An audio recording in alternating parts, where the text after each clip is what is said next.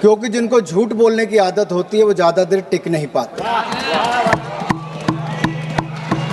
ना उनके आरोप टिक पाए कभी, ना ये नेता कभी टिक पाए। और उनके भाषण के बाद मैं शुरुआत तो ये कहूँगा, एक अरसा हुआ कि आप नींद से जागे नहीं। कृपया आप लोग कितना बदल गया भारत, हो जाए, मगर आप माने ही नहीं। Kindly I will request to everybody, kindly take your seat. Kindly take your seat, please. बोले सर। एक अरसा हुआ कि आप नींद से जागे ही नहीं। कितना बदल गया भारत, मगर आप माने ही नहीं। बात जमी की करते हो, मगर जमी पर उतरिए तो सही। तब के मजबूर भारत से अब के मजबूत भारत की तस्वीर देखिए तो सही। सर ऐसा लग रहा था कोई दंगल में उतर आया है। सर ग्रिप की बात कर रहे थे और अपनी कमजोरी दिखाकर चले गए।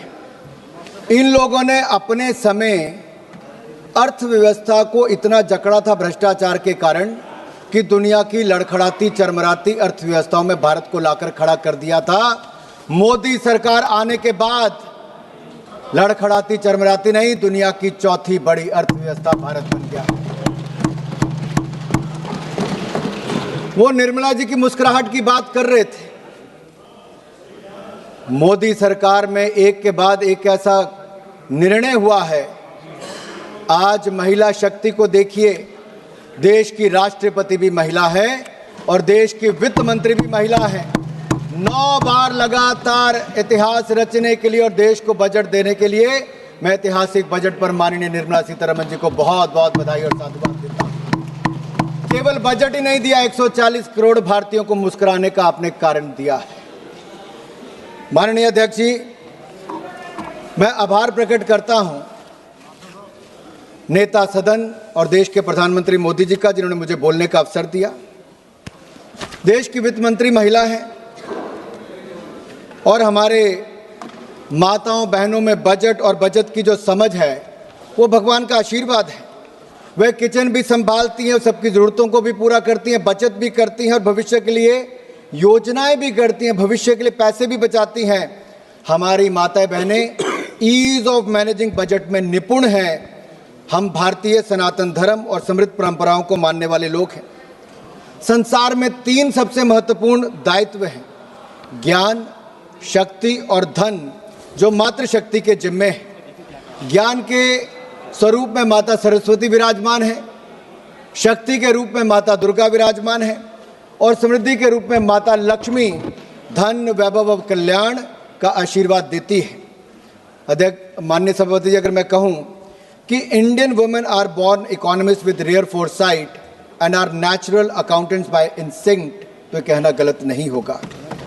ये बजट सर्व मंगलकारी, सर्वजन हिताय, सर्वजन सुखाय वाला बजट है। Budget 2025-2026 is a continuation of a 12-year reform express that has moved India from policy paralysis to policy performance, from leakage to delivery, from megabytes to gigabytes, from megawatts to gigawatts, from corruption to confidence, from cut money towards kartavya. Earlier government ran schemes, this government runs systems. Earlier government distributed doles, this government builds capacity. Earlier there was a file movement, in this government there is fund movement. Under the leadership of Prime Minister Narendra Modi, this budget is a beacon of hope and progress for Viksit Bharat. It is aptly a grains to gigabytes, from Jan Vishwas to Jan Kalyan budget, transitioning India from traditional agriculture, that is grains, twinned with digital future, that is gigabytes, rooted in public trust, that is Jan Vishwas, and delivering universal welfare, that is Jan Kalyan. This is not just a physical document, sir. It is a roadmap for inclusive growth, fiscal prudence, and national rejuvenation. Budget में सबका जिक्र भी है और सबका फिक्र भी है। सरकार की सोच स्पष्ट है, कोई छूटे नहीं, कोई रूठे नहीं, सबके लिए इस बजट में कुछ ना कुछ है। जहां इनके समय विकास की पगडंडियां नहीं थी, वहां हम विकास की एक्सप्रेस लेके जा रहे हैं। यूपीए के 10 साल और एनडीए के 10 साल की बजट का तुलना करोगे तो इनका बजट ड्राइंग रूम में बनता था, हमारा जमीन से जुड़ा हुआ बजट है। इनका बजट पॉलिटिकल डॉक्यूमेंट था, मोदी सरकार का बजट सबकी भागीदारी वाला नेशनल मिशन है। जब हम बजट निर्माण पर चर्चा करते हैं तो किचन से लेकर कारखाने तक, गांव से लेकर शहर तक सबकी आकांक्षाओं को शामिल करते हैं।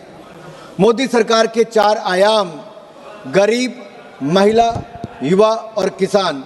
इसका मतलब है युवा की उड़ान, महिला का सम्मान और सशक्तिकरण, गरीब का उत्थान और किसानों की समृद्धि की प्रगति। ये 4 प्रमुख स्तंभ हैं।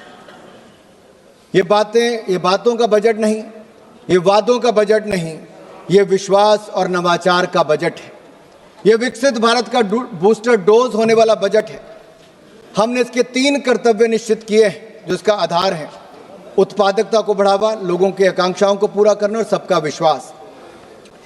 इन 3 कर्तव्यों के निर्वहन के लिए जरूरी है माननीय सभापति जी, हम स्ट्रक्चरल रिफॉर्म्स की गति को बरकरार रखें, इसे और भी अडेप्टिव और फॉरवर्ड लुकिंग बनाएं। दूसरा, हम फाइनेंशियल सेक्टर को और रोबस्ट और रिजिलियंट बनाएं। तीसरा, हम अपनी इकोनॉमी और economic activity and financial governance को आर्टिफिशियल इंटेलिजेंस एप्लीकेशन जैसी कटिंग एज टेक्नोलॉजी के साथ इंटीग्रेट करें। This budget carries forward the A to Z reform express running towards a विकसित भारत। A for A, अन्नदाता टू अन्न कल्याण। B, bold reforms to biopharma Shakti. C, chips and semiconductors to connectivity. D, drones to digital India and defense modernization. E, education excellence to electronics and energy independence. F, fiscal prudence to fintech revolution. G, Garib Kalyan to G, Gram G and GST reforms. H, health revolution to housing for all. I, innovation to infrastructure and IT revolution and income tax reforms. G, Jan Dhan to Jal mission. K, Khelo India and Khadi rejuvenation to Kisan Samman. L, livelihoods to labor reforms. M, manufacturing and MSME to make in India and medical colleges. N, Nari Shakti to nutrition. O, orange economy to opportunity creation. P, pulses and productivity to Purvodaya and Pragati. Q, quality of governance and quantum computers. R, railway to R&D and rural revival. S, startup India and stand up India to skill India and Saksham Sugmay Samrit Bharat.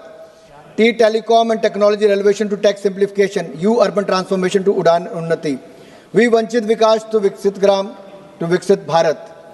W, world class infrastructure to waterways. X, ports to X factors. Y, Yuva Shakti to Yugain Bharat. And Z, zero tolerance for corruption to zero poverty Bharat. This reform express has no brakes, sir. 2014 में जब हमारी सरकार आई तो सवाल ये पूछा गया क्या देश में सही मायने में रिफॉर्म्स आ सकती हैं, क्या भ्रष्टाचार मुक्त सरकार दी जा सकती है, क्या गरीबों का कल्याण और गरीबी रेखा से बाहर निकाला जा सकता है। उसका उत्तर था हाँ। और पिछले 12 सालों में मोदी सरकार ने रिफॉर्म्स लेकर आए, रिफॉर्म, परफॉर्म, ट्रांसफॉर्म, इस पर काम किया और जो ऑक्शन और एलोकेशन इन सब में पारदर्शिता लाए और लाखों करोड़ रुपया भारत के खजाने में जमा किया। यही नहीं, करप्शन फ्री सरकार, भ्रष्टाचार मुक्त शासन दिया है तो नरेंद्र मोदी की सरकार ने दिया है। 25 करोड़ गरीबों को गरीबी रेखा से बाहर निकालने का काम किया। मोदी है तो मुमकिन है, ये सब संभव हो पाया है।